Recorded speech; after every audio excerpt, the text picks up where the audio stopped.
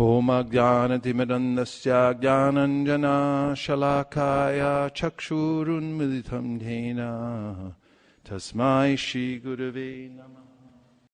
So that was the Hare Krishna mantra we were singing, which is a Vedic mantra. It means it's spiritual. And a spiritual mantra can be explained, but it's better if it's chanted and experienced. If one is experiencing the anxiety of this world, which I am right now because that painting's a little off. Can you fix that Mukharvin, please? And the typical underlying feeling of being in this, being identified with this material world is fear. Called bhayam. Everyone say bhayam. Bhayam. Fear because I think I have something to lose. But in the Bhagavad Gita, in the 2nd chapter, when Krishna begins his instruction to Arjuna, he tells him that you never die because you're a spiritual, eternal being. And the reason that you feel fear and anxiety is because you're identifying yourself with the robot. This body is a robot. And it's a biological robot. It runs on plant matter and water. You just pour it in the front and it goes. And we're not that robot. We're simply identifying ourselves with it. We're sitting inside the robot and it's running by the grace of God. Otherwise, how's it running? Not by my arrangement, that's for sure.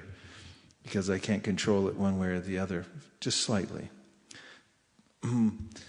So by chanting the Hare Krishna Mahamantra, which is, did you just turn it up, Ramananda? Because it went up too much somehow. I can sit closer. By chanting the Hare Krishna Mahamantra, Caitanya Mahaprabhu said, then the mirror of the mind becomes cleansed. And one sees oneself as a spiritual being rather than as a material body. And one's attachments to the material world begin to slacken. Death means, of course, I can jump right into this topic of death right at the beginning of class. It's a Wednesday night, but anyway, just thought I'd mention it. Death is only difficult because of my attachments. If I had no attachments to this world, death wouldn't be a very difficult thing at all. So Vaishnavas, in a sense, die to live. They reassign their attachments because it's not possible to be without attachments, but they train their attachments in a different direction. And this requires a little bit of practice because I'm accustomed to thinking I'm the body, and when I identify with the body has senses, and the senses have their natural attraction for various items in this world. Very strong attraction. And gradually, by engaging the senses in the devotional service of Krishna, the senses also become purified. And today we're going to talk more about the process of devotional service because it's what we're interested in. And we're continuing in the Sri Caitanya Charitamrita. Where better to hear the instructions than from Sri Chaitanya Mahaprabhu himself, who was the most recent incarnation of Krishna 500 years ago, 527 years ago. And about 6 weeks and 2 days ago, he appeared, which is not that long ago. And while he was here, he gave these instructions to Sanatana Goswami, which were recorded in diaries. And then this book was reproduced by Krishnadas Kaviraj Goswami, who was a great kavi, which means he was a scholar and a poet. And he put together these instructions along with the other pastimes. That means the biography of the life of Sri Caitanya Mahaprabhu in this world. And I'm reading from a chapter called The Process of Devotional Service, and just reached a point at which Caitanya Mahaprabhu is telling Sanatana Goswami that the way one begins the process of devotional service, even unknowingly, is by coming in contact with a devotee. And here he quotes a verse from the Srimad Bhagavatam, which begins, Mahat Sevam Dwaram Ahurva Muktes. And that word Dwaram, that's a dwaram over there, it's a door. A dwar means a door. Mahat Sevam, so seva means service. And when he refers to Mahat, he refers to Mahatma. So an Atma means the soul or the self, and Maha means great. So Mahatma means a great soul. So putting it together, Mahat Sevam means service to a great soul. Mahat Sevam Dwaram Ahurva Mukte. So it means that serving a great soul opens the door to liberation. And in the beginning, one might not have an idea what a great soul is. Of course, great souls tend to be self-effulgent. Their qualities are so sublime that people tend to notice. However, even if one doesn't and has no interest in Mahatmas, but happens to come in contact with one and renders some service, knowingly or unknowingly, one gets some spiritual credit. Willingly or unwillingly. We read that the other night as we were reading through this section. One serves willingly or unwillingly a Mahatma, a great soul, a Vaishnav. Then Mahat Sevam Dwaram Ahurva Muktes. Then the door to liberation is open. And then the verse gives the negative aspect of this. Tamo Dwaram. So Tamo means darkness. Dwaram again. So Tamo Dwaram, what is that? The door to? Not very good. The door to darkness. Tamo Dwaram Yoshitam Sangi Samgam. Means that if you associate with people attached to the material world and interested in mixing it up with the material world, materialistically minded people, then the door to darkness is open. And so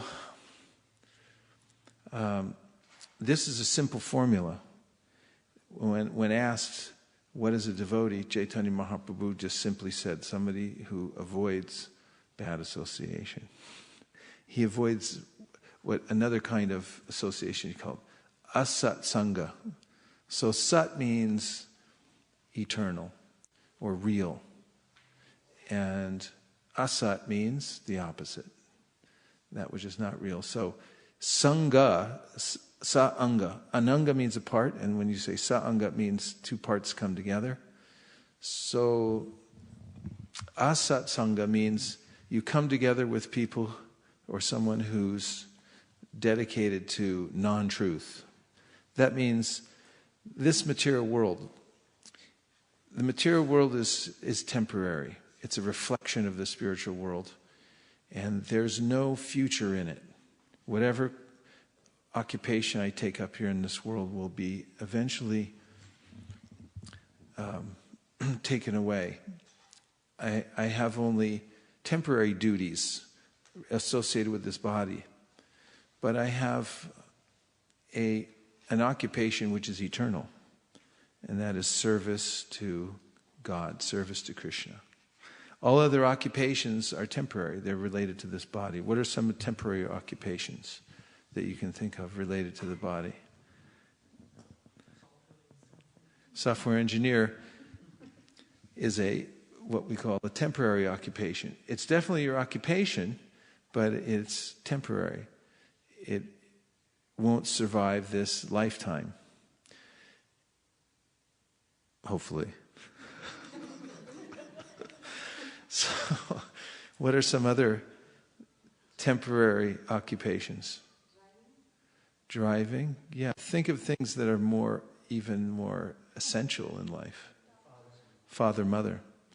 Because you may be a mother now, but after you leave this body, you may become a father in your next life. These things are constantly changing, and therefore they're called non-eternal dharma. But Caitanya Mahaprabhu has pointed out to Sanatana Goswami that there is an eternal dharma, an occupation, which all of us have, no matter where we are, in what situation, eternally. That's a long time. Eternally. Just thinking about the word eternal stretches the mind. But it's our eternal dharma, and that is to serve Krishna.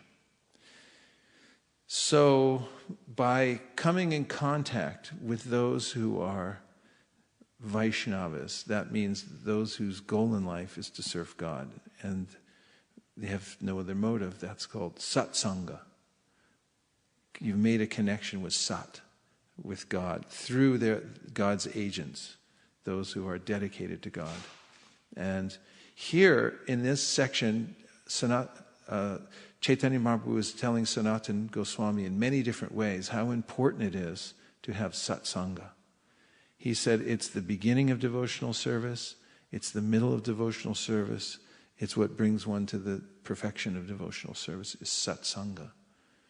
And asatsanga is what destroys devotional service or takes one away, because we are impressionable, because we are tiny, and we can be influenced very easily. And we are called tatastha shakti, or marginal, which means we can go either way. We're neither here nor there. We sort of go with our association. Whatever environment we're put in, we start adapting to it, and we develop that kind of consciousness. So to advance in spiritual life, Caitanya Mahaprabhu was advising Sanatana Goswami that you must seek out this satsanga. Here's a nice verse I'll read to you. It's in Madhya Lila 22:83. Krishna bhakti janma mool hoy sadhu shanga, Krishna prema janme teho puna mukya ango.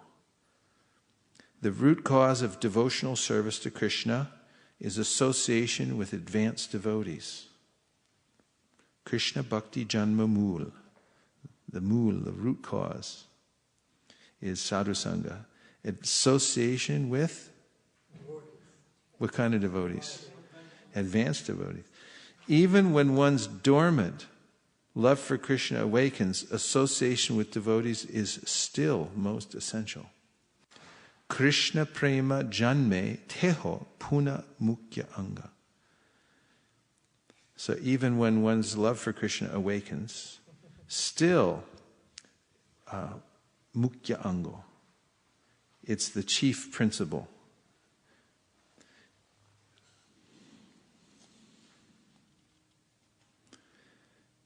And then there's a really interesting verse that I'm going to come back to. But I'm going to read the English, and then we'll come back to it later, and I want to tell you why it's so interesting. But first I'll read it to you, and you might just listen to it carefully, and then you might see why I think it's interesting. Here's the translation. And it's from the Srimad Bhagavatam, 10th canto, 51st chapter, 53rd verse. O my Lord, O infallible person, when a person wandering throughout the universes becomes eligible for liberation from material existence, he gets an opportunity to associate with devotees. When he associates with devotees, his attraction for you is awakened. You are the Supreme Personality of Godhead, the highest goal of the topmost devotees, and the Lord of the universe. You don't have to bring it up right now, but did it sound interesting to you? Different? I'll read it one more time, then I'm going to move on, and I'll come back to it. O my Lord, O infallible Supreme Person, when a person wandering throughout the universe becomes eligible for liberation from material existence, he gets an opportunity to associate with devotees. When he associates with devotees, his attraction for you is awakened. You are the Supreme Personality of Godhead, the highest goal of the topmost devotees, and the Lord of the universes. If you're watching online, we welcome you to the program. And if you'd like to text in, the number is 650-245-7018. You can text to 650-245-7018. Just say Hare Krishna, or you can ask a question or make a comment. Okay, I'm coming back to this verse, I guarantee you. But anyway, you heard it. And then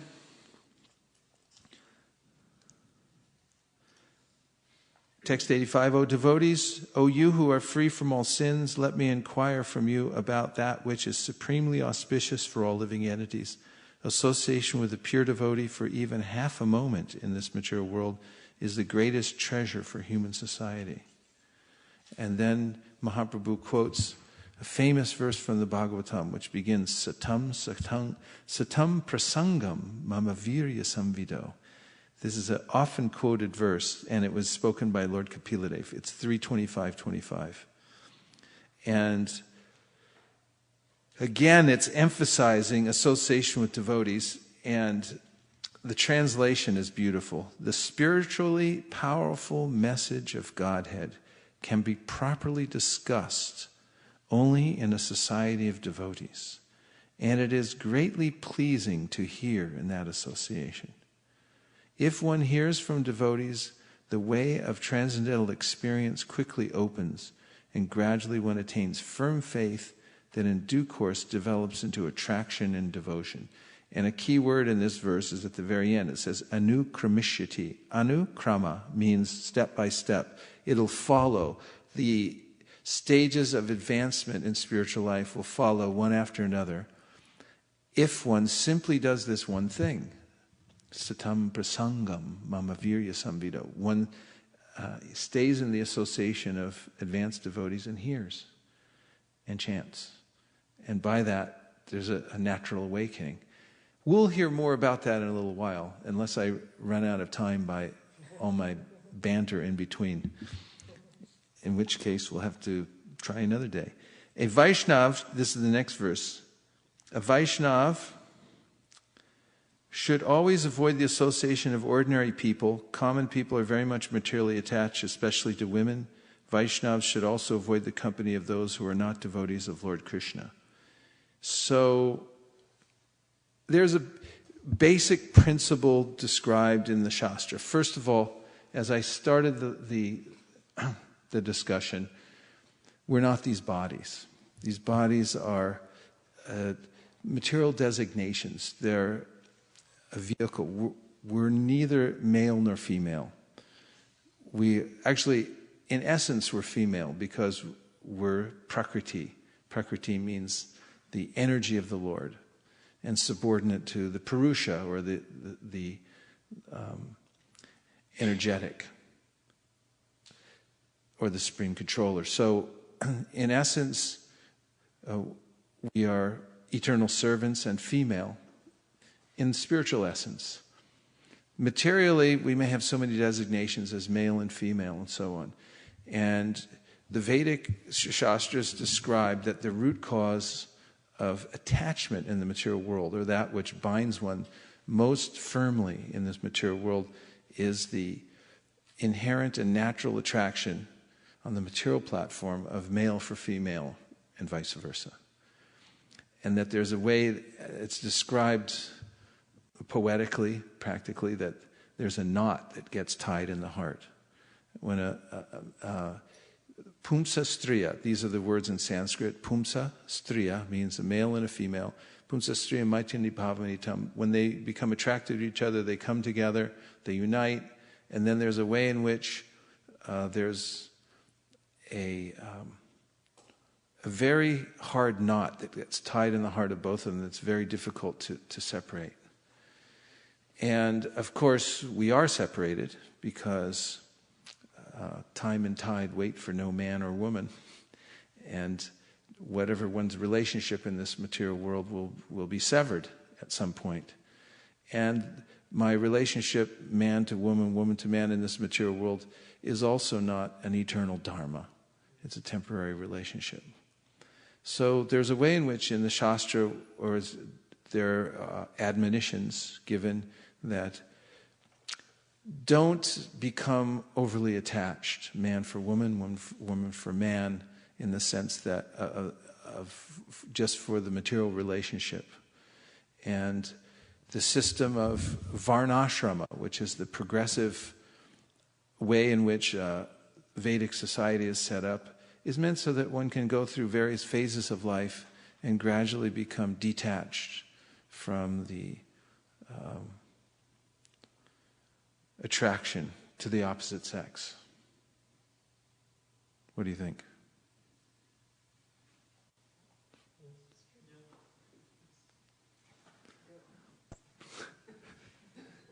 Okay to move on? Okay.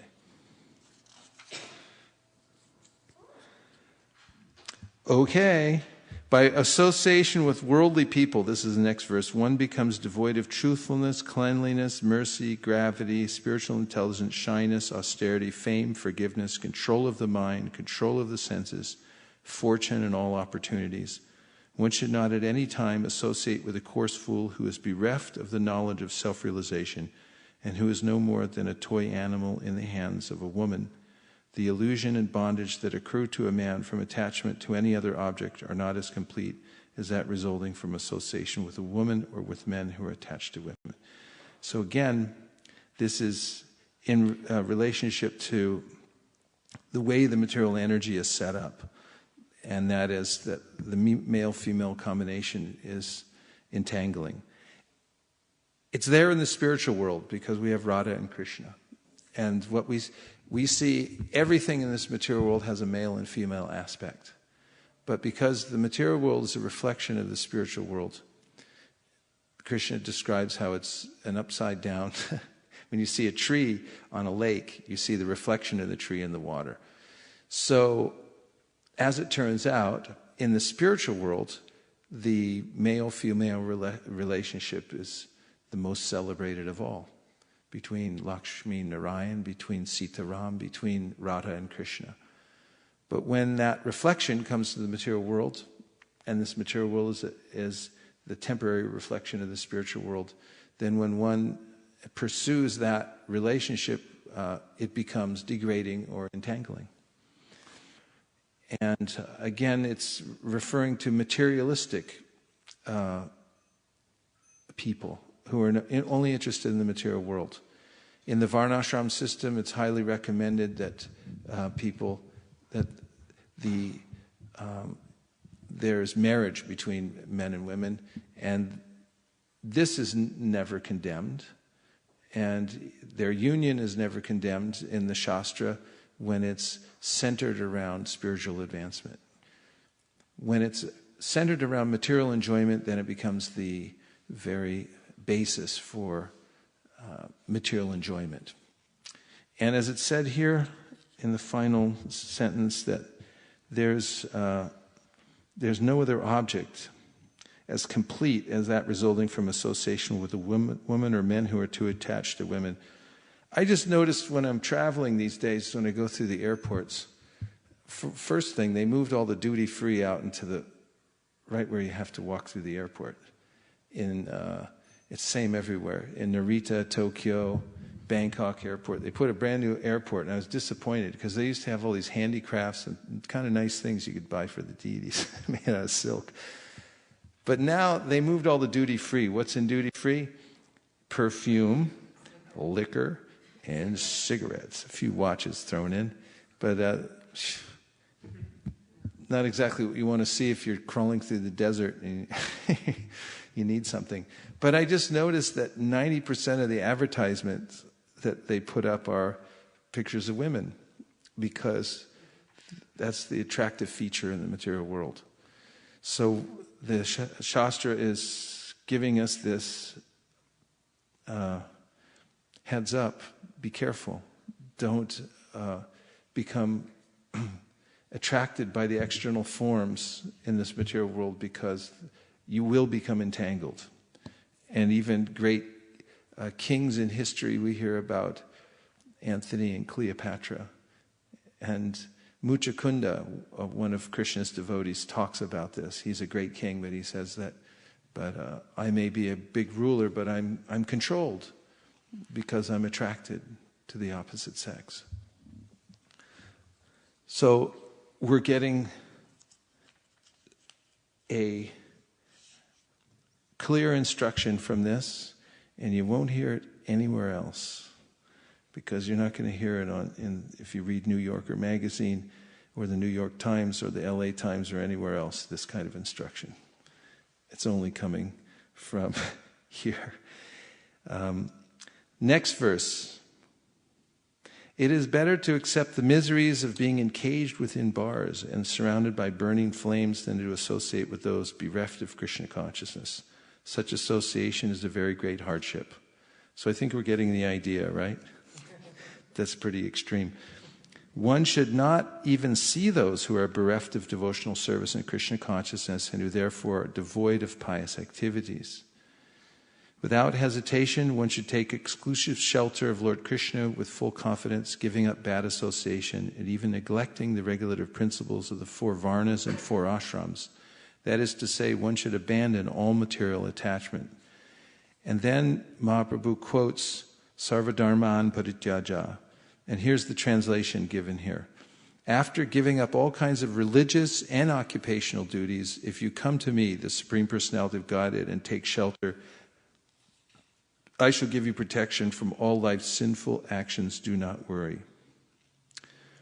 Lord Krishna is very kind to his devotees. He is always very grateful and magnanimous, and he possesses all abilities. A learned man does not give up Krishna to worship anyone else. My dear Lord, you are very affectionate to your devotees. You are also a truthful and grateful friend. Where is that learned man who would give you up and surrender to someone else? You fulfill all the desires of your devotees, so much so that sometimes you even give yourself to them. Still, you neither increase nor decrease by such activities. Whenever an experienced person develops real knowledge of Krishna and his transcendental qualities, he naturally gives up all other engagements and renders service to the Lord. Uddhava gives evidence regarding this. I'll read the Sanskrit to the next verse because it's a famous and beautiful verse. Aho bhakiyam stanakalakutam jighamsaya ya payad apyasadvi lebegatim datruchitam tatonyam kamvadayalum shararam brajema. This verse, Aho bhakiyam, so Bhaki is the sister of Bakasura, and that's Putana. So Krishna killed many demons when he was in Vrindavan and elsewhere. And one of them was Putana, who came pretended to be a nursemaid, and she came into the house and Krishna killed her. But he liberated her. He gave her great benediction. And actually, the Shastras say that special prerogative when Krishna is personally present, no matter if someone's killed, whatever their motive was, if they're touched by Krishna one way or the other, they get special liberation by Krishna's touch. So Putana was given the position of one of Krishna's mothers in the spiritual world. Kind of a unique position. And she came to kill him.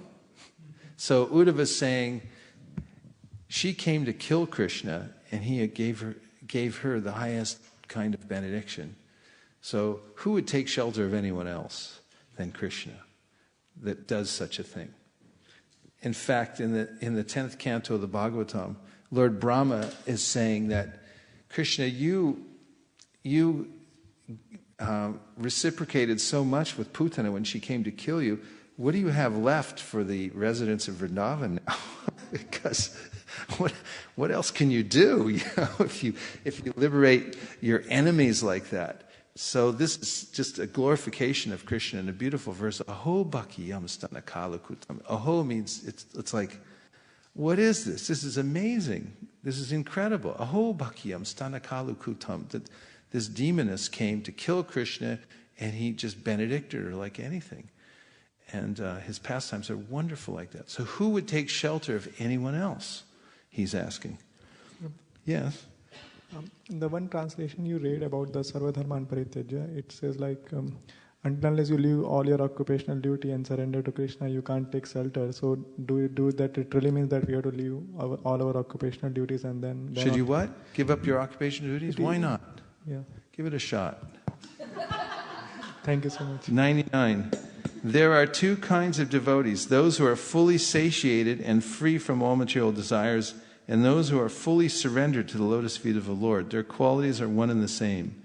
But those who are fully surrendered to Krishna's lotus feet are qualified with another transcendental quality, Atma Samarpana, full surrender without reservation.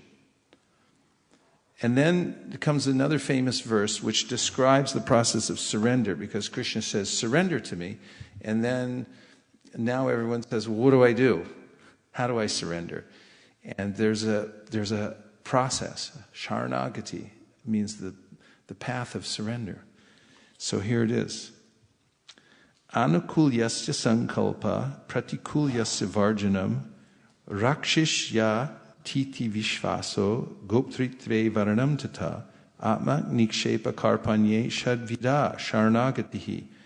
Here, the 6 divisions of surrender are the acceptance of those things favorable to devotional service, the rejection of unfavorable things, the conviction that Krishna will give protection, the acceptance of the Lord as one's guardian or master, full self-surrender, and humility. Those are the 6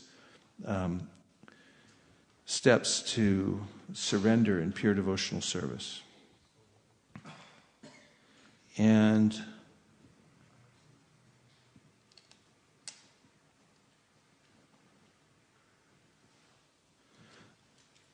just interesting, in the last part of this purport, Prabhupada writes that situated in everyone's heart, Krishna deals differently according to the living entity's position. The living entity's position is to be under the protection of the illusory energy or under Krishna's personal protection. When a living entity is fully surrendered, he is under the direct protection of Krishna, and Krishna gives him all intelligence by which he can advance in spiritual realization. Are you all experiencing that?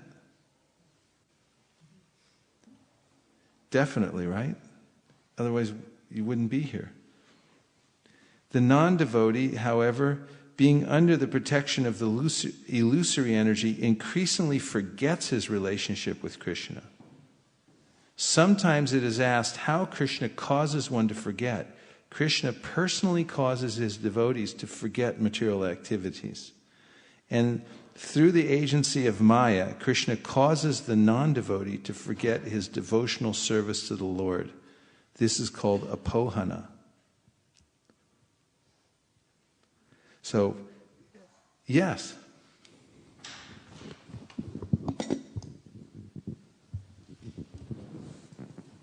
Prabhu, we also heard that Krishna is not partial to anyone. So how do we understand that Krishna makes non-devotees forget him and... It's their desire. He fulfills their desire. He's non-partial. Sunshine is very beneficial, but if you go in your house and you close all the windows and the shades and you're not able to take advantage of it. That's your prerogative. Krishna is available to everyone. There's free nectar floating at all times, and he's giving his heart through his instructions.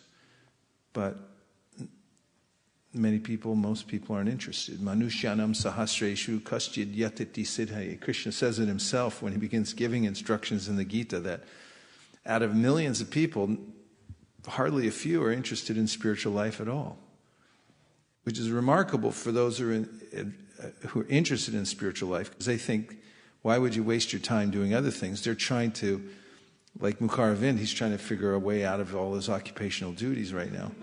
And, for a person on the spiritual path, they're trying to winnow out all the things that are getting in their way. For the materialistic person, They're thinking, how can I get more, how can I get more stuff, and how can I make a better arrangement, to get a better angle at enjoying this material nature and so forth.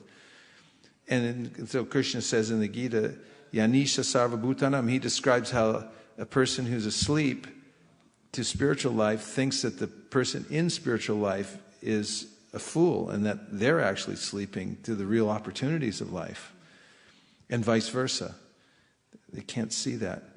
And all this is coming because of, anyway, Krishna's there within the heart, and he responds to the desires and the deeds of the living entity. He's facilitating them.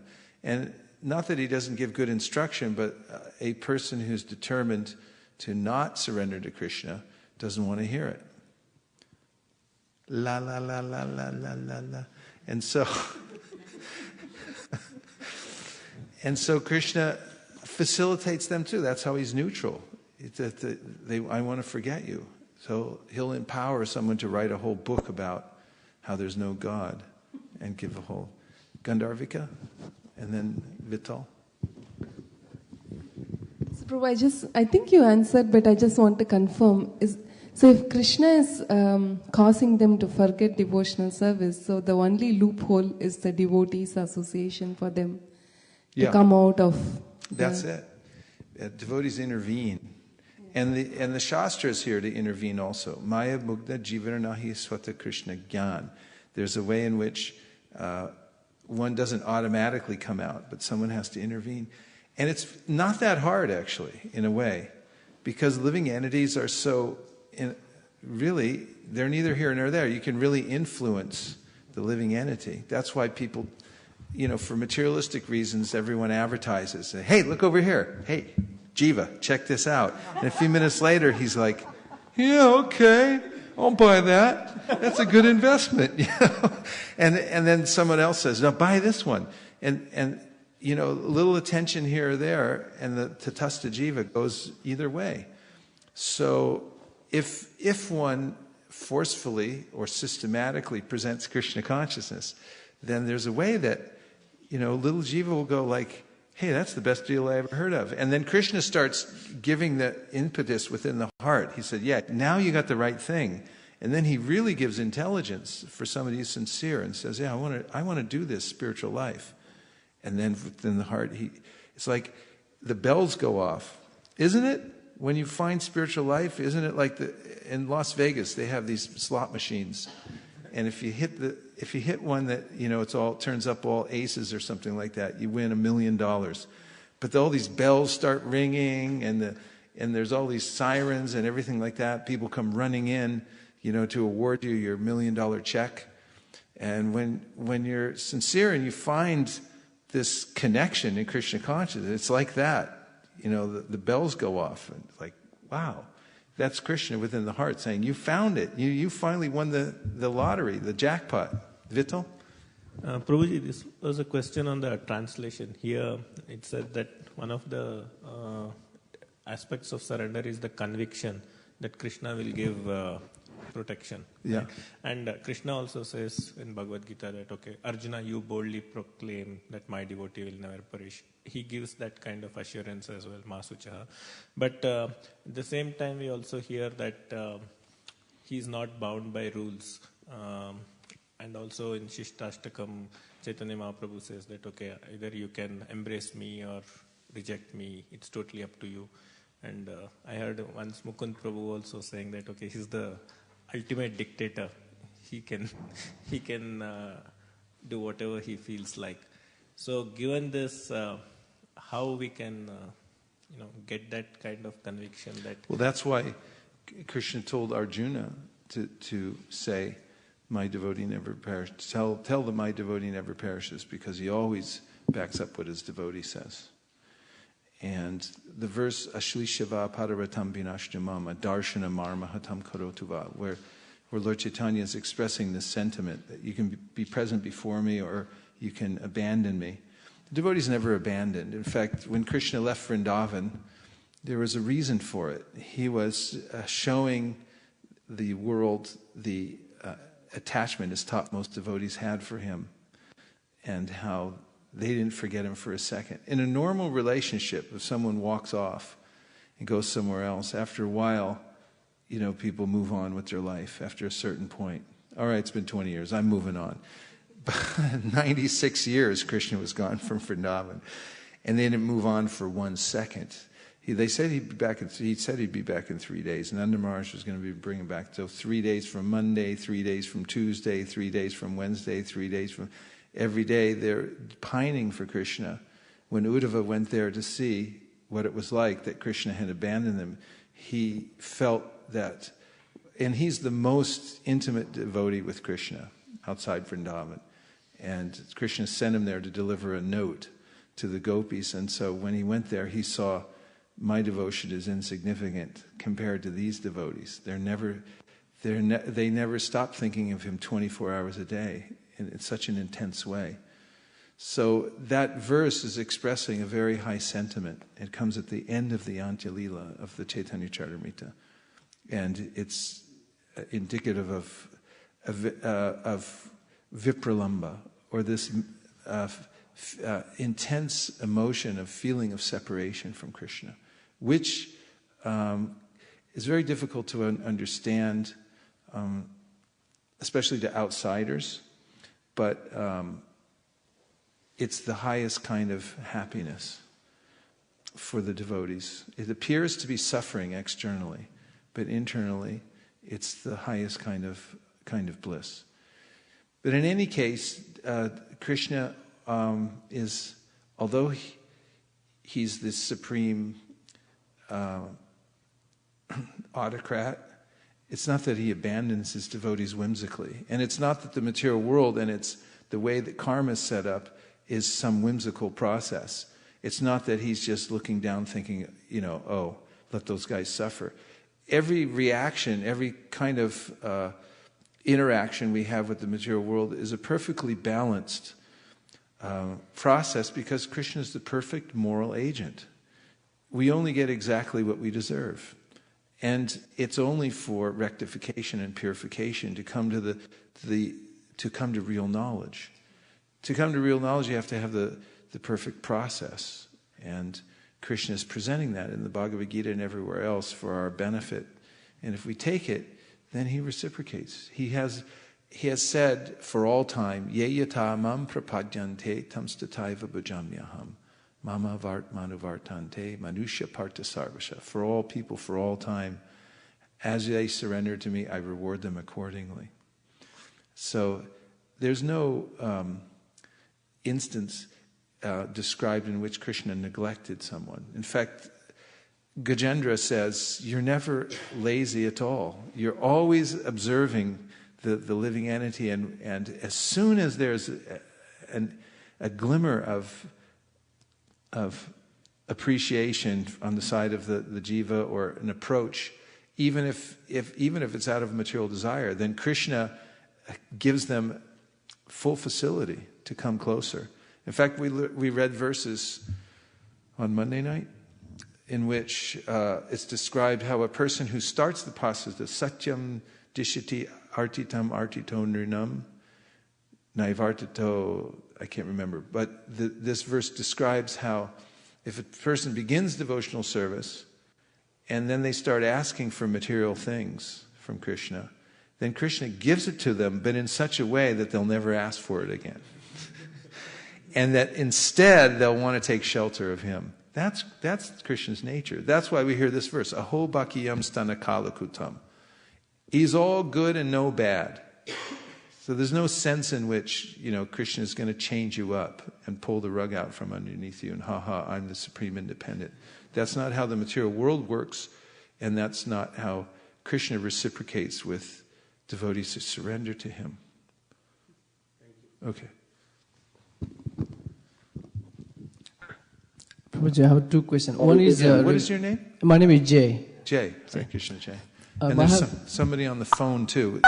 Hold on 1 second, because you have Tree Shrub in front of you, and right after that, whoever it is, you can jump in. Go ahead. So I have a question regarding, at the earlier discourse you said about the Mahatma, So I have a little bit confusion here. So the people who bring the devotee to the Lord is a Mahatma, or because as we say that we Janmjati Sudra, we are not like a liberated soul.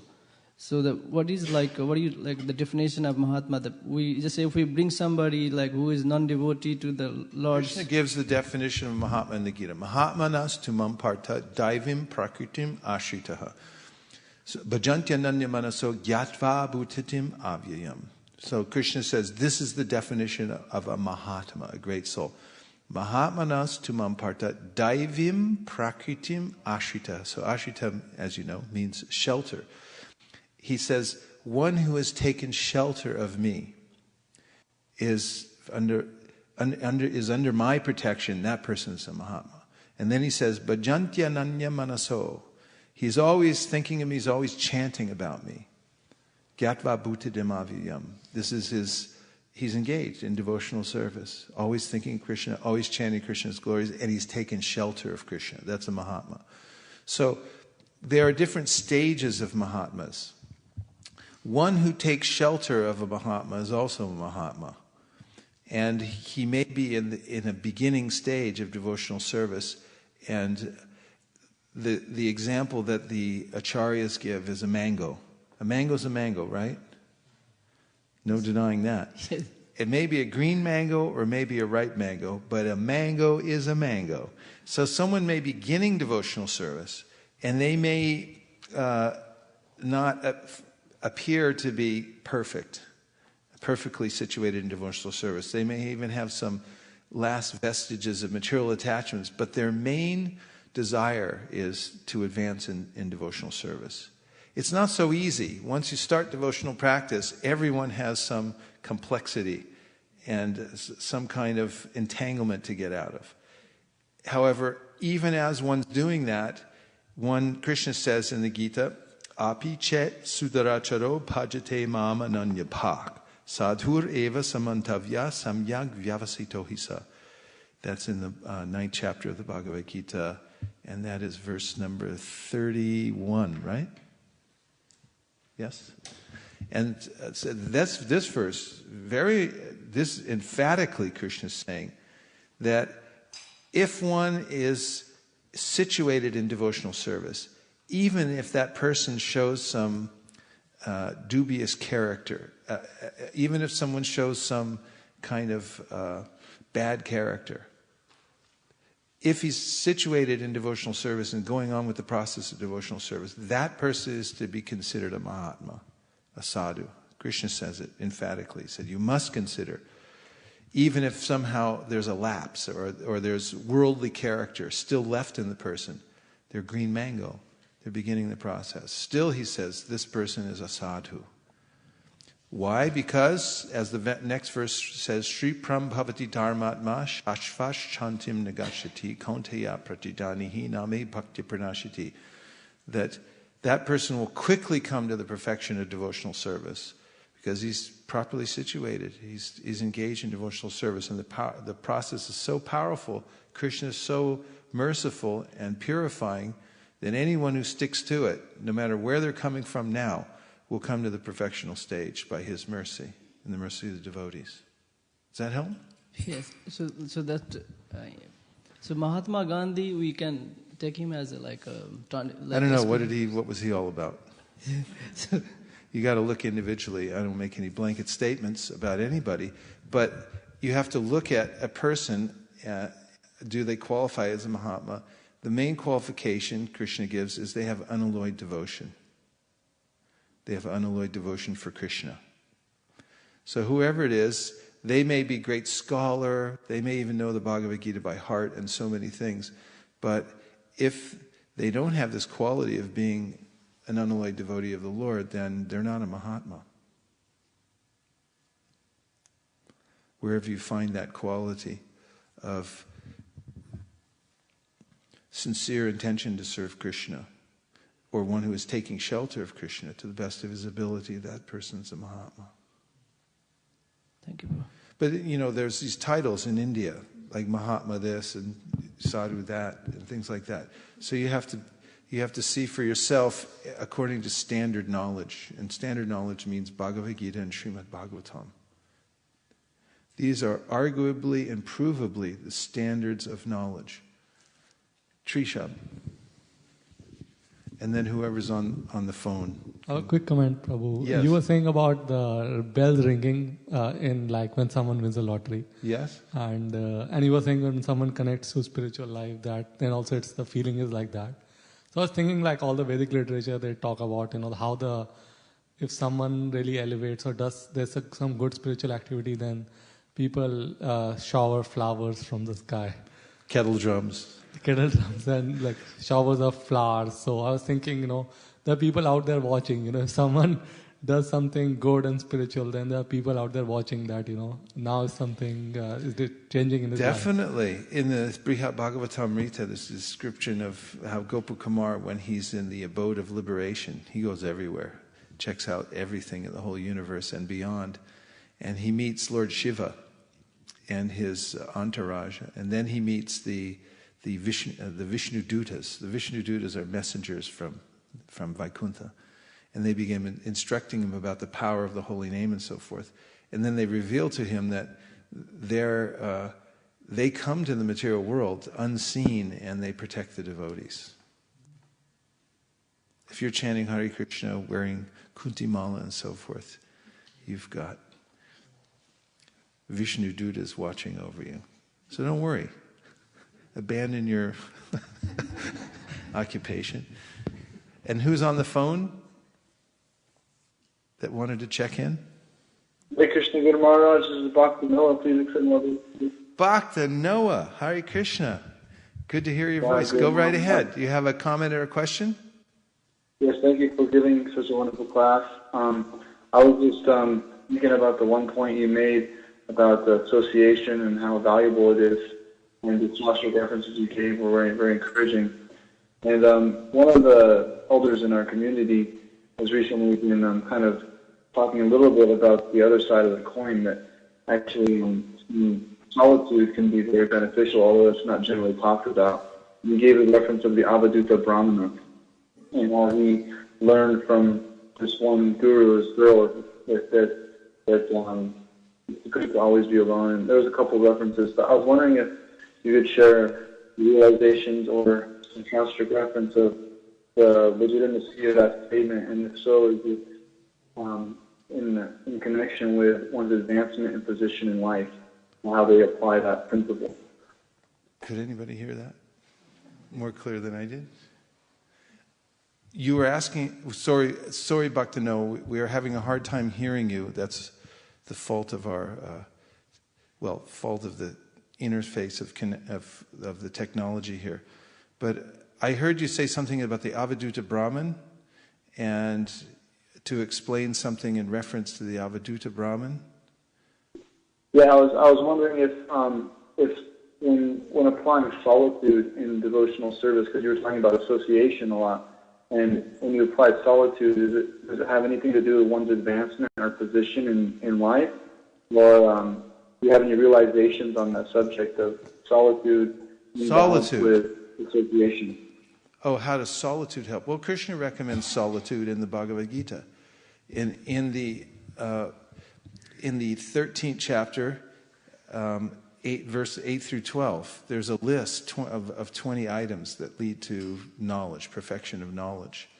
And one of them is to be remote, live in a remote place, and don't mix it up with the general mass of people. This can be beneficial.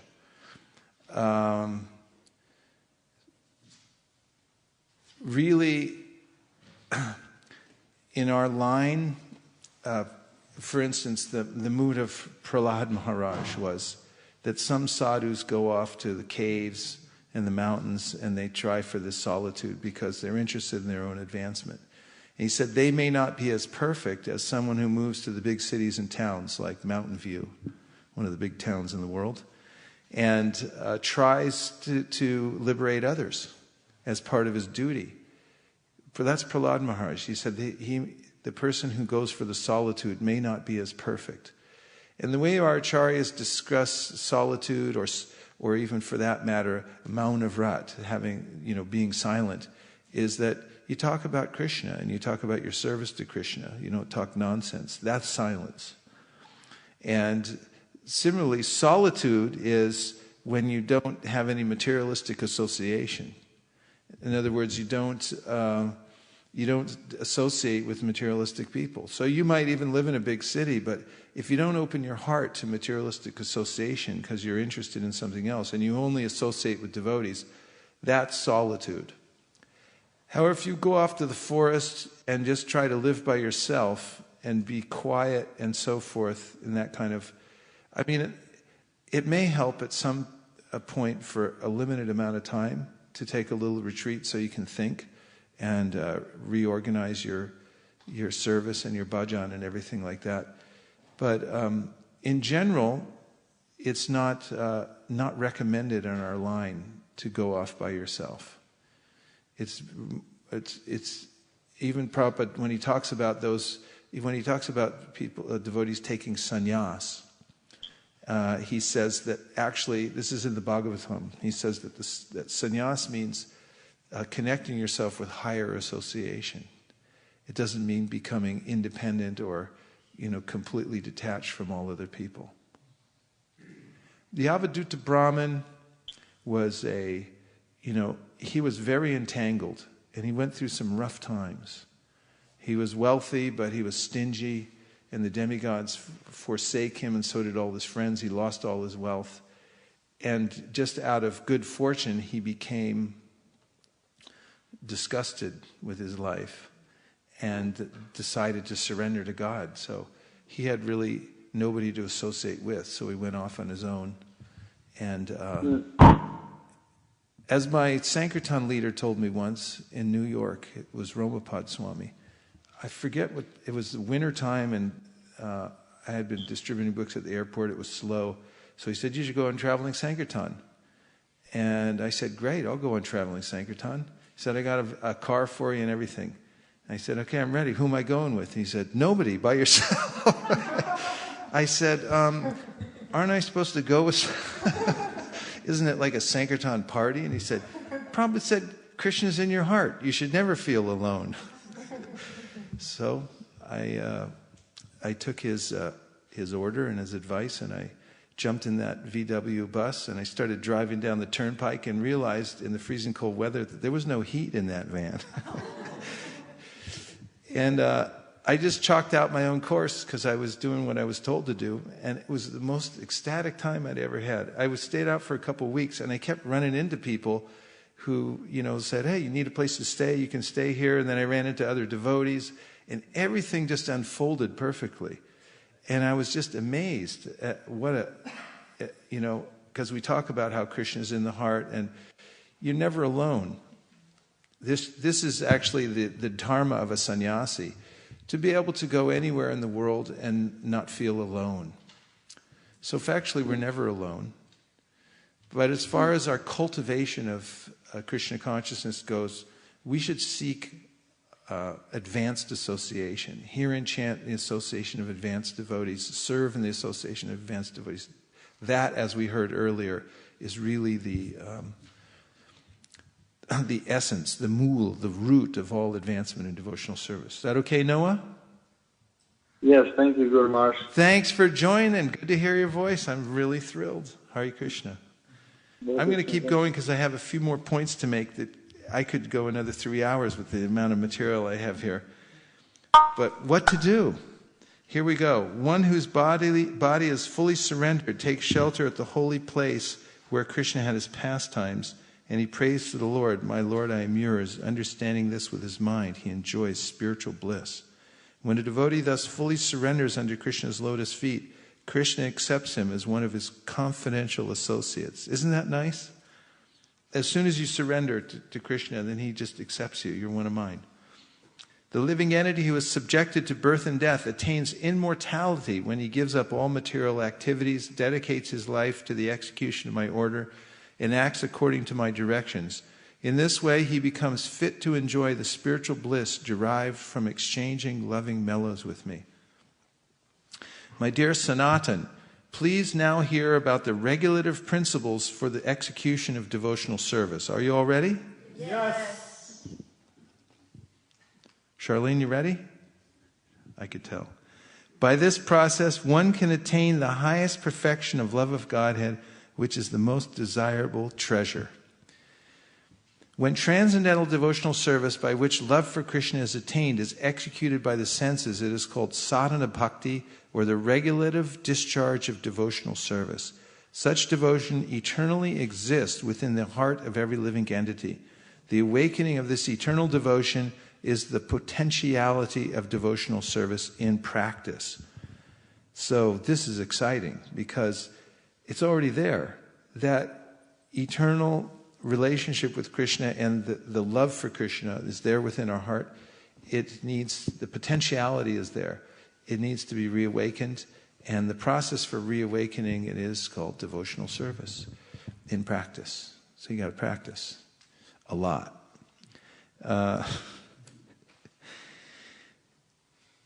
Okay. The spiritual activities of hearing, chanting, remembering, and so forth are the natural characteristics of devotional service. What are the natural characteristics of devotional service? Yeah, here it says Shravanadi Kriya. So we have Shravana, Adi, Kriya, the process of hearing, chanting, and when you hear the word Adi, it means and so on. So Shravana means hearing. So this is the first step, is to hear about God.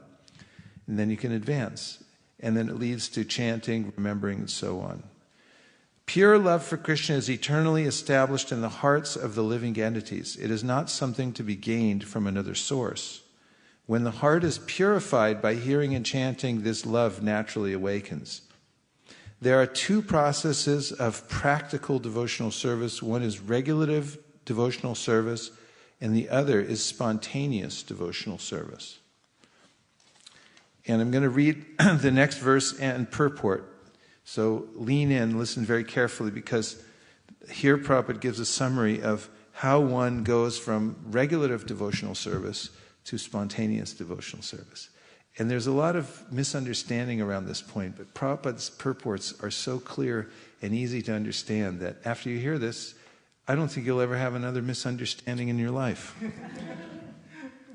Those who have not attained the platform of spontaneous attachment in devotional service render devotional service under the guidance of a bona fide spiritual master according to the regulative principles mentioned in the revealed scriptures. According to the revealed scriptures, this kind of devotional service is called Vaidhi Bhakti. What is it called? Vaidhi. Here's the purport. In the beginning, one has to hear from a bona fide spiritual master. This is favorable for advancing in devotional service. According to this process, one hears, chants, remembers, and engages in deity worship, acting under the directions of the spiritual master. These are the essential primary activities of devotional service. Devotional service must not be executed for some material purpose. One should not even have a desire to merge into the absolute truth. One has to render such service out of love only. Ahaituki apratiyata. Devotional service must be without ulterior motives. Then material conditions cannot check it. Gradually one can rise to the platform of spontaneous loving service. A child is sent to school by force to receive an education, but when he gets a little taste of education and at advanced age, he automatically participates and becomes a learned scholar. One cannot force a person to become a scholar, but sometimes force is used in the beginning. A child is forced to go to school and read and write according to the instructions of his teachers. Such is the difference between Vaidhi Bhakti and spontaneous bhakti. Dormant love for Krishna exists in everyone's heart, and it simply has to be awakened by the regulative process of devotional service. One has to learn to use a typewriter by following the regulative principles of the typing book. One has to place his fingers on the keys in such a way and practice, but when one becomes adept, he can type swiftly and correctly without even looking at the keys. Similarly, one has to follow the rules and regulations of devotional service as they are set down by the spiritual master. Then one can come to the point of spontaneous loving service. This love is already there within the heart of everyone. Nitya Siddha Krishna Prema. Spontaneous service is not artificial. One simply has to come to that platform by rendering devotional service according to the regulative principles. Should I say it again? Yes. Spontaneous service is not artificial. One simply has to come to that platform by rendering devotional service according to the regulative principles. Thus, one has to practice hearing and chanting and following the other regulative principles by washing the temple. Ramananda, you hear that? That's his favorite thing. Washing the temple, cleaning oneself, rising early in the morning, attending Mangalarti, and so on. If one does not come to the platform of spontaneous service in the beginning, he must adopt regulative service according to the instructions of the spiritual master. This regulative service is called Vaidhi Bhakti. Called what? Vaidhi Bhakti. Correct. O descendant of Bharat, O Maharaj Parikshit, the Supreme Personality of Godhead who is situated in everyone's heart as Paramatma, who is the Supreme Controller and who always removes the miseries of the living entities, must always be heard about from reliable sources. He must be glorified and remembered by one who wishes to become fearless. And in the purport, this is a quotation from Srimad Bhagavatam 2.1.5. It is one's duty to understand the Supreme Personality of Godhead through the hearing process. This is called Shrotavyaha. If one has heard properly about the Supreme Personality of Godhead, his duty is to glorify the Lord and preach His glories. This is called Kirtavyaha. When one hears about the Lord and glorifies Him, it is natural to think of Him. This is called Smartavya. All this must be carried out if one actually wants to be immune from fear. We talked about fear in the beginning.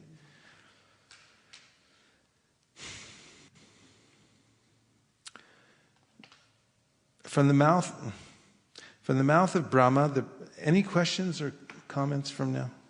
Yes. Narendra Prabhu.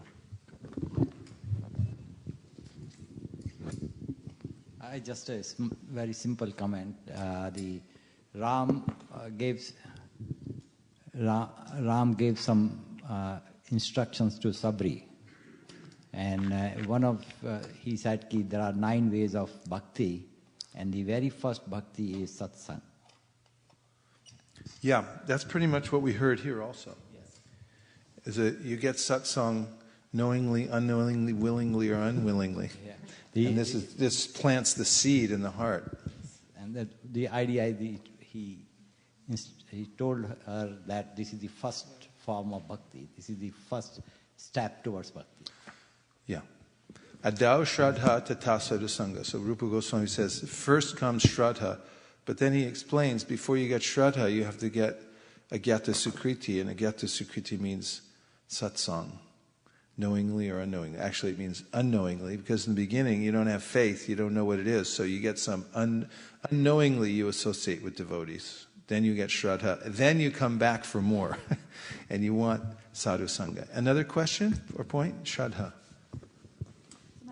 Here we were talking about the Vaidhi Bhakti and the Raganu Bhakti, and in Bhagavad Gita, Arjuna asked the question about what happens to the unsuccessful transcendentalist.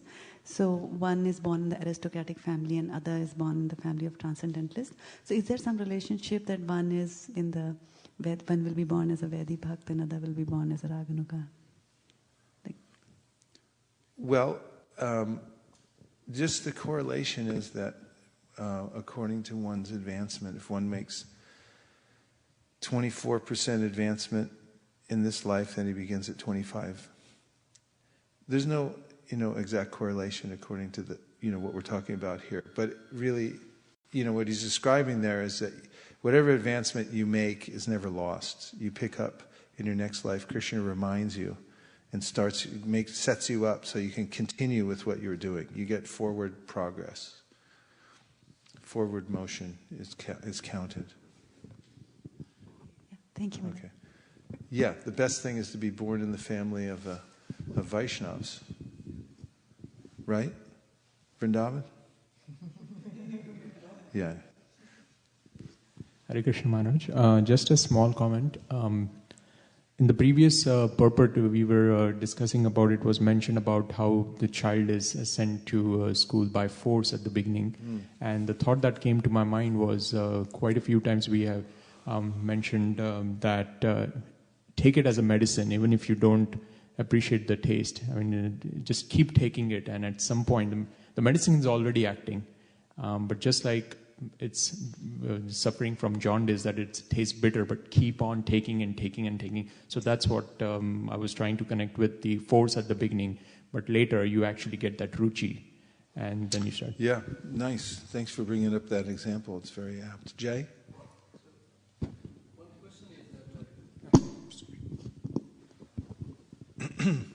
Can you be the true devotee of Lord and also get the full benefit of materialistic things? Just like Vivisen. Yes, sure. Sudama Brahman, we talked about him the other night. He was pure devotee of the Lord. He went to see Krishna because his wife said, we don't have anything. Why don't you go see Krishna? He's in Dwarka and he's the king and so forth. Sudama went there. He didn't have any desire whatsoever to ask him for anything. He brought a little tiny gift that he begged on the way, a little rice. When he got there, Krishna was so happy to see his old friend from the Gurukul. He washed his feet. They talked about old times and everything like that. And then Krishna had to snatch that gift away from Sudama because Sudama was too embarrassed to give it. It was such an insignificant little thing. But Krishna took it out of love. And when Sudama left there, he thought, well, I didn't get anything. But I didn't want anything. I didn't need. That was good enough for me just to see, to be with my friend Krishna. And all the way home, he was remembering Krishna. And then when he got home, his whole, whatever little, hut he was living in had turned into a huge palace. And it was more opulent than the kingdom of heaven. And of course, Krishna,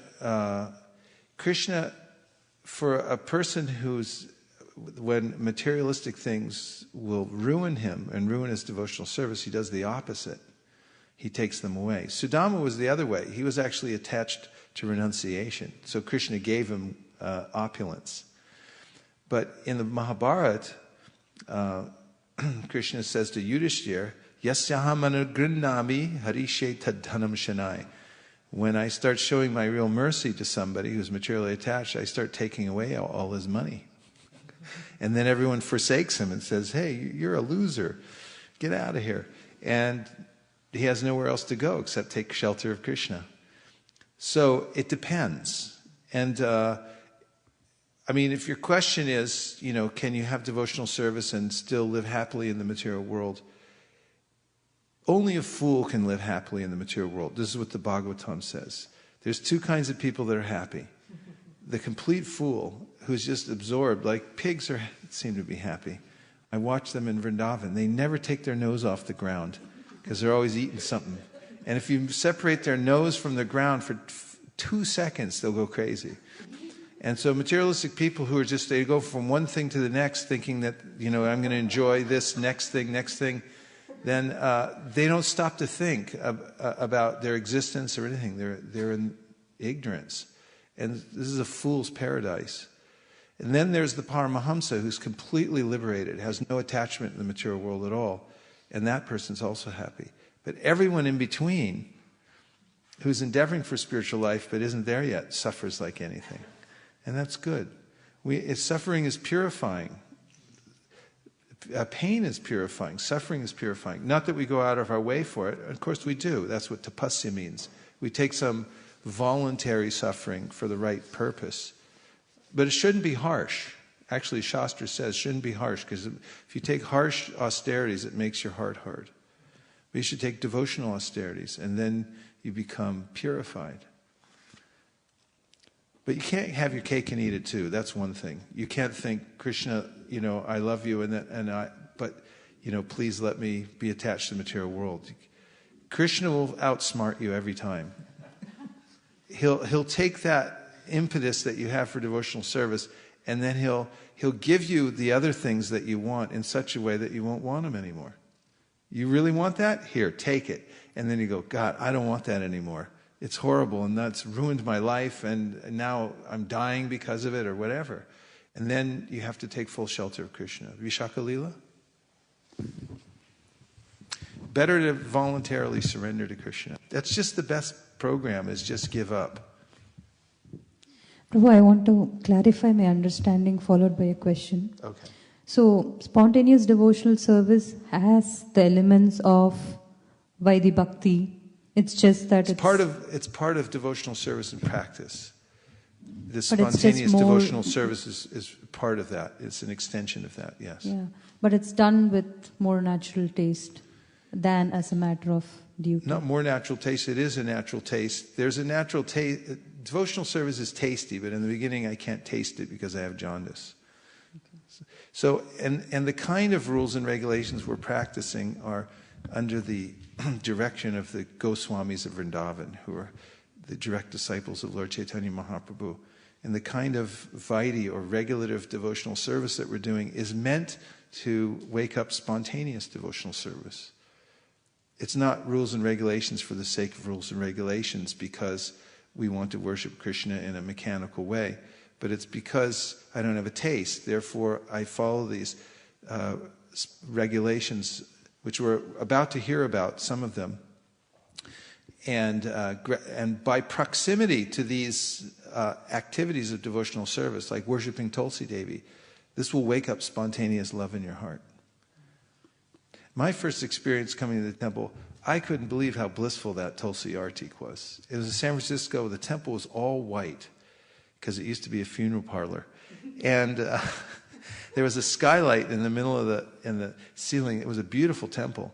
And then all these pictures, like these original pictures were around them, so they really stood out. And then we had the Tulsi Puja right before Prasadam and after Guru Puja. Actually, we didn't have Guru Puja when I first joined. That came later. But then we had Tulsi Puja after the Bhagavatam class, and the light was coming in.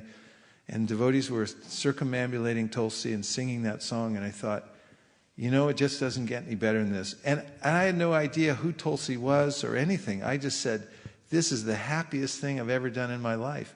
I mean, these devotional practices are kevala anandakanda. They're naturally blissful. And we just have to stay around them long enough without making offenses for them to actually stimulate that original love that we have in our heart. And then it becomes spontaneous. I mean, you see devotees, they can't stop doing their service. You couldn't stop them, if you put them behind bars and tied them up. They'd still figure out a way to do their service because they're so attached to it and they have so much taste from doing their service. And so that naturally comes as one matures in devotional service. And the spontaneous taste is there. It becomes spontaneous. Thank you, Prabhu. Okay. My question is, can one go back to Godhead just by performing Vaidhi Bhakti? Because I can't see myself coming to the stage of spontaneous devotional service. So I'm kind of anxious to know if I just continue performing Vaidhi Bhakti, is there a chance for me to go back to Krishna? Well, as I said, the kind of rules and regulations, Vaidhi, that you're practicing are there to wake up that spontaneous love for Krishna.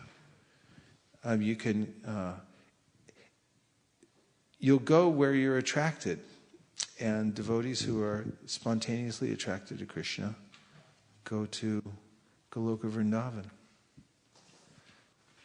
But I wouldn't count yourself out so quickly because,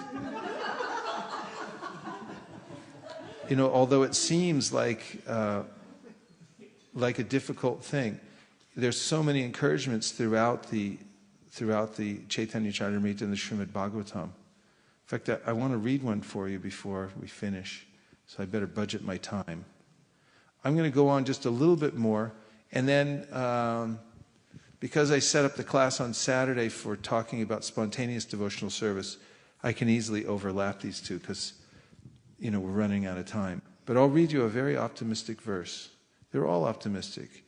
And there are ways in which you may not realize what your advancement is until you leave this world. That's possible. And also, in talking about chanting the holy name of the Lord, which is one of the most important processes of devotional service, the most, actually, Vishwanath Chakravarti Thakur talks about how the result or the spontaneous taste for chanting the holy name comes in due course. You just have to wait. You can't rush it. It's like fruits that grow on a tree. They take time to ripen. I mean, first the little flower's there, and then the fruit comes out, and then, it grows and grows and grows. So you have to be patient. That's important. Patience is important. And Vishwanath Chakravarti Thakur also says that you may not experience that full taste in this lifetime. Krishna may wait till you leave your body, and then you'll see it. Because he doesn't want to freak out all the other people doing other processes. That's what he says. If everyone attained a complete perfection from the process of bhakti, then what would happen to all the people on the karma marg and the jnana marg? They would be disappointed and they wouldn't be able to follow their path. So Krishna reserves a little bit and holds back the complete perfection from some of the bhakti yogis, so that it doesn't disturb others. So just hang in there. Okay. Krishna is the origin of Lord Vishnu. He should always be remembered and never forgotten at any time. All the rules and prohibitions mentioned in the Shastras should be the servants of these two principles. And, of course, when Prabhupada started the Krishna Consciousness movement, he didn't come in with a bunch of rules and regulations. He just taught devotees how to think of Krishna. And then as they progressed and they became more interested, he gave them these principles to follow so that they could make more advancement in devotional service. Yes? This verse is text 113. And in the purport, second paragraph, Prabhupada says, one may sell books or enlist life members or render some other service, but these duties are not ordinary duties. These duties serve as an impetus for remembering Krishna. When one goes with a Sankirtan party or sells books, he naturally remembers that he is going to sell Krishna's books. In this way, he is remembering Krishna.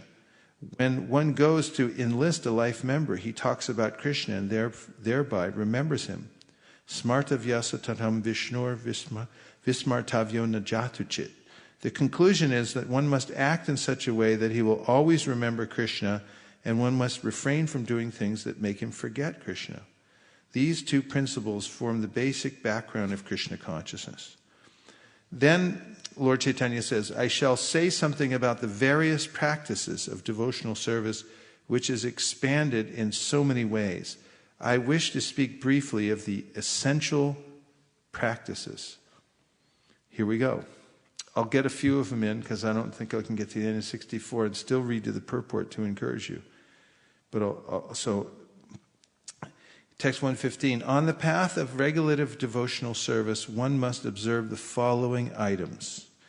And Lord Caitanya is using the law of primacy as he presents these, because as he presents these 64 items, the first ones are the most important, according to the Goswamis, and the last ones he presents are the most important also.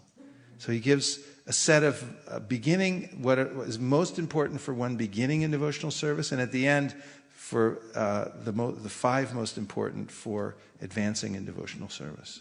So here they are. On the path of regulative devotional service, one must observe the following items. 1, one must accept a bona fide spiritual master. 2, one must accept initiation from him. 3, one must serve him. 4, one must receive instructions from the spiritual master and make inquiries in order to learn devotional service.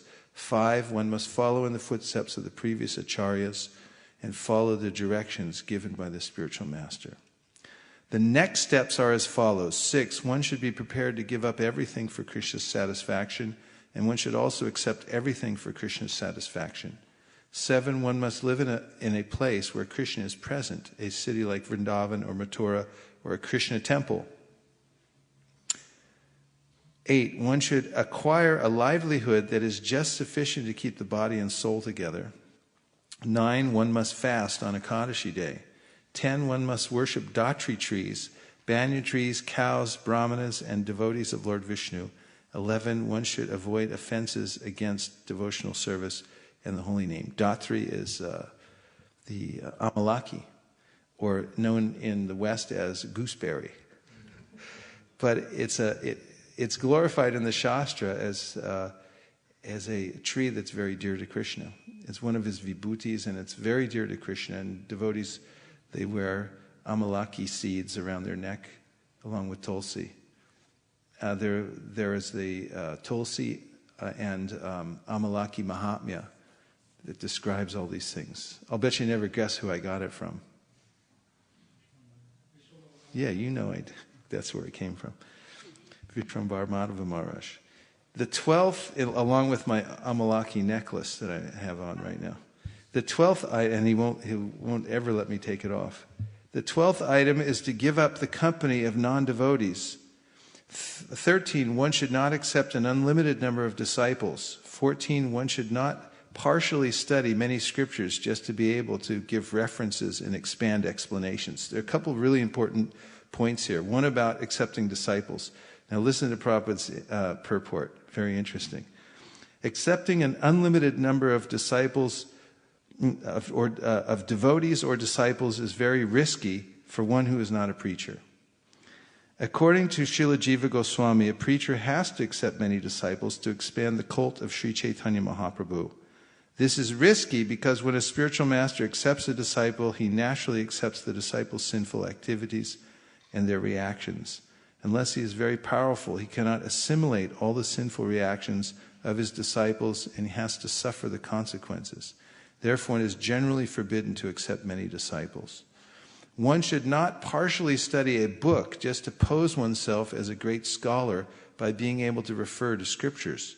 In our Krishna consciousness movement, we have therefore limited our study of the Vedic literatures to the Bhagavad Gita, Srimad Bhagavatam, Chaitanya Charitamrita, and Bhakti Rasamrita Sindhu. These 4 works are sufficient for preaching purposes. They are adequate for the understanding of the philosophy and the spreading of missionary activities all over the world. If one studies a particular book, he must do it thoroughly. That is the principle. By thoroughly studying a limited number of books, one can understand the philosophy. So you can go deeply within the Srimad Bhagavatam. I know some devotees who have just focused on studying Srimad Bhagavatam exclusively. Hanumat Preshaka Swami is very thorough in his study of Srimad Bhagavatam. And there are others that I know of that live in Vrindavan, also traveling preachers. And the more they study, the more they can see they'll never come to the end of it. It's so vast. But even these 4 books, if you gave up all other activities and just tried to study these 4 books thoroughly, it would be a lifetime task. And now, because we're running out of time, I want to read you a purport from the Srimad Bhagavatam 11.255. May I have 11.255? Srivasa's got it. And I'm just jumping ahead a little bit because time's running out, and I want to just give you this. I wanted you to hear this one verse. The reason I'm jumping ahead is because at the end of this list of 64 items of devotional service, we heard the other day, and you've heard many times, thank you, that there are 5 which are particularly potent, even if one doesn't have faith in them but has a little connection. Then these are so mysteriously potent, then one will come to the perfectional stage. And one of them is the study of the hearing Srimad Bhagavatam in association of advanced devotees.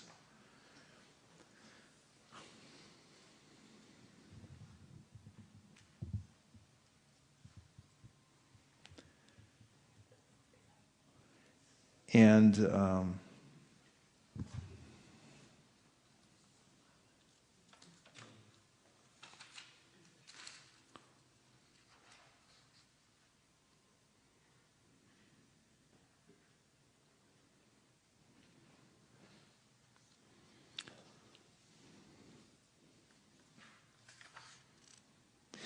in describing the potency of the Srimad Bhagavatam, the Acharyas have given this verse. Particularly Rupa Goswami has quoted this verse, or maybe it's Jiva Goswami.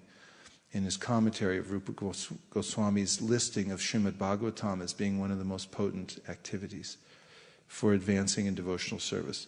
So I saw this verse and I wanted you to hear it, because the Bhagavatam is so potent that even if someone's a neophyte, and even if someone doesn't know anything about devotional service, if he or she hears the Bhagavatam, Krishna becomes attracted to the person because they're hearing Srimad Bhagavatam, and he won't leave their heart. He becomes so indebted to the person. This is how powerful hearing Srimad Bhagavatam is. And here's one of the verses that the Acharyas give as evidence.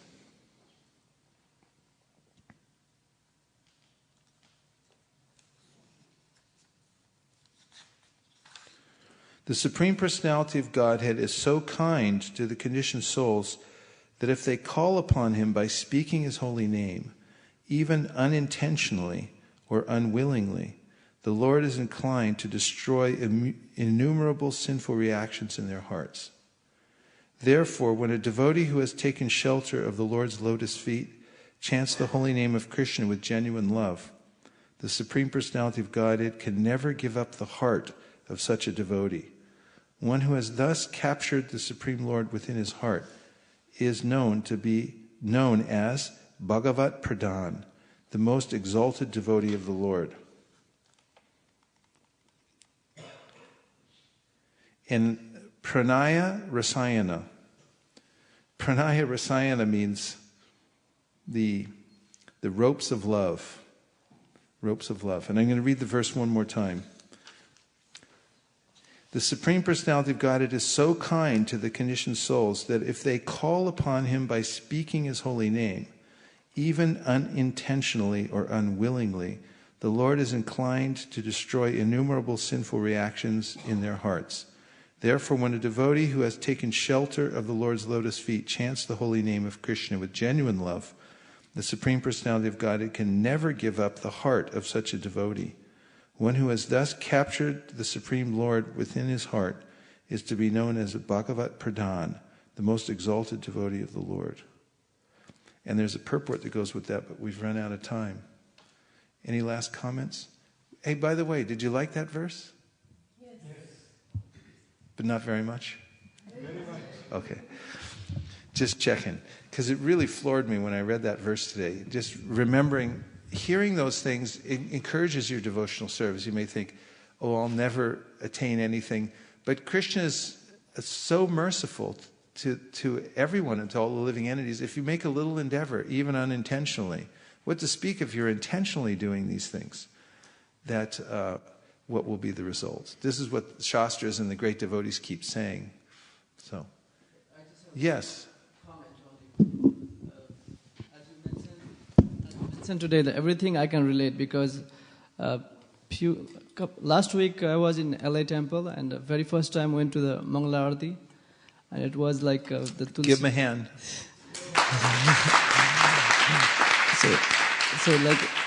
So I had an option to stay with my friends, but I didn't go to their place and went to one of the devotee and sleep on the floor, and 4 o'clock went to the Mangala Arati. It was one of the best, I think, experience I ever had in my life. I think the whole, the 2 hours, and they chant like 2 hours, like 16 rounds. So that was like I was always wanted to do, but never like procrastination. We'll do tomorrow, and so today I thought maybe there is so I today like get up like 3:30, and I live in Sandamon, so I came here in the morning. Like I would like to be again experience the Mangala Arati here, but like then when I came here today morning, but the temple was closed, so then I went back and went to the city. So I just want to experience, like I say that whatever today's discourse is, totally I can relate. And before I was an atheist, I don't even believe. And I was brought to this association by one of the devotees who gave me Bhagavad Gita in Chicago. So Mataji, there is like, I feel that today's everything I can relate. So thank you, Prabhu. I think I'm very glad that I came to today's class. Thank you very much. That's very moving. Mangala Arati is at 4:30. Oh yeah, maybe I came a little bit late, but around like 5. You came at 5? Yes, something like that. There was nobody here. 4:30. There's always somebody here at that time. because maybe a little. I will be later. yeah, and if the pujaris are here doing their service and they don't know somebody else is coming at 4:30, they might keep the door locked. So if you're coming tomorrow, we'll make special arrangement. Okay? Thank you very much, everyone. Now let's put away all the shastras efficiently, but with great respect, and all the asanas and books, and then we'll stand up and we'll have the evening artik. Hare Krishna. Nachari Armarman, Nachari Armarman, Nachari Armarman, Nachari Armarman, hey, Nachari Armarman, Nachari Armarman, Nachari Armarman, Nachari Armarman.